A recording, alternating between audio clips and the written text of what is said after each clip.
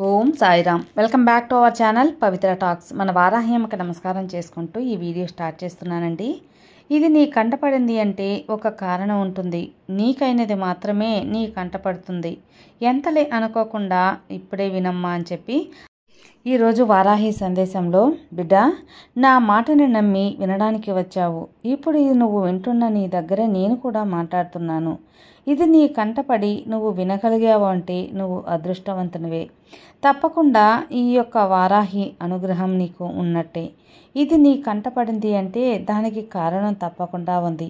అది ఏంటి అంటే, కారణం లేకుండా నా మాటలు, నా వాక్కులు నీ కంటపడతాయా? పడవు కదా. ఎవరికి ఎప్పుడు చేరాలో అప్పుడు చేరేలా తప్పకుండా చేసే భాగ్యం ఈ తల్లికి ఉంది. గమనించి చూడు, గమనించి విను. ఇప్పుడు నువ్వు నొప్పి, బాధలతో పోరాడుతూ ఉన్నావు. అది నాకు స్పష్టంగా గమనిస్తూ ఉన్నాను. నీవు తప్పుకుంటే జీవితాన్నే గెలుస్తావు. ఈ బాధలు పడలేకుండా అన్నీ వదిలేసి ఎక్కడికైనా వెళ్ళిపోతామా అనేంత బాధ నీకు కలుగుతుంది. అలా అనిపిస్తూ ఉంది కదా. అందరూ కావాలి అన్న నువ్వే నాకు ఎవరూ లేరు, ఎవరూ వద్దు అని మనసు విరిగిపోయి ఉన్నావు. ఎందుకు ఈ లోకంలో ఇంకా ఉన్నాను అనిపించినా విసుగు చెందినప్పుడు నిజంగానే నా జీవితానికి అర్థం ఉందా, నా జీవితానికి అర్థం ఏంటి అని నీకే అనుమానం వస్తుంది. బిడ్డ, నీ జీవితానికి అర్థం తప్పకుండా నీకు తెలుస్తుంది. ఏదైనా సాధించాలన్నది నీ జీవితానికి అర్థం. ఈ క్షణం నీకు మనసు అలసిపోయినా ఇలాంటి సందర్భాలలో అలా జరిగితే నీ మనసు తడబడిపోయి ఏం చేయాలో తోచక తలకిందులైపోతావు తల్లి. ఈ కాలఘట్టంలో నీ ఆలోచనలు కట్టుబాట్లు చేసుకోవాలి. ఒక్కటి మాత్రం నిశ్చయంగా తప్పక చెప్పగలను. ఈ క్షణంలో నీకు నువ్వు మాత్రమే సాయం చేసుకోగలవు. నీకు నువ్వు మాత్రమే సాయం చేసుకోవాలి కూడా. లేకపోతే నీకు నువ్వు సహాయం ఎలా చేసుకుంటావు? నీ మనసు కట్టుబాట్లు చేసుకోలేకపోతే ఎవరు కూడా నీకు సహాయం చేయగలరు చెప్పు? ఇది ఎప్పుడు కూడా నువ్వు తెలుసుకోవాల్సిన ఒక విషయం. నీ చుట్టూ ఉన్న వాళ్ళు ఏదైనా చెప్పి నిన్ను భయపెట్టడం జరుగుతూ ఉంది. నిన్ను మించి అది ఏదీ జరగదు. నీకు జీవితానికి ఎలాంటి ఆపద రాదు. నీ దగ్గర నేను ఒక్కరినే చెబుతున్నాను కదా. నీకు మంచే జరుగుతుంది, మంచి మాత్రమే జరుగుతుంది, నేను మంచి మాత్రమే చేస్తాను అని ప్రతిసారి నీ దగ్గర చెబుతూనే ఉన్నాను కదా. ఈ అమ్మ వాక్కు నీకు ఫలించబోతుంది. ఈ వారాహి వాక్కులు నీకు అదృష్టాన్ని చేకూరుస్తాయి. నా మీద నమ్మకం ఉంటే ఇది దేని గురించి, ఎవరి గురించి కూడా అస్సలు ఆలోచించవు. ఇతరుల గురించి యోచన అనేది నీవు చేయనవసరం లేదు. అలా చేయనవసరం లేదు కాబట్టి మళ్ళీ చెబుతున్నాను.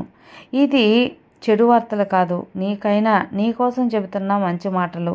నీ చెవి చేరిన ఈ వారాహి వాక్కులు ఈ నీకు దగ్గర చెబుతున్నాను కదా తల్లి. ఈ మాటలు నమ్మితే దిగులు లేకుండా ఆనందంగా ఉంటావు. ప్రశాంతమైన నీ ముఖంలో నిరంతర సంతోషం నవ్వుల రూపంలో ఉంటుంది. నువ్వు కష్టపడి మాత్రం పనిచేయి, మిగతాదంతా నేను నడిపిస్తాను. నీతో ఉండి అంతా నేనే నడిపిస్తూ ఉంటాను.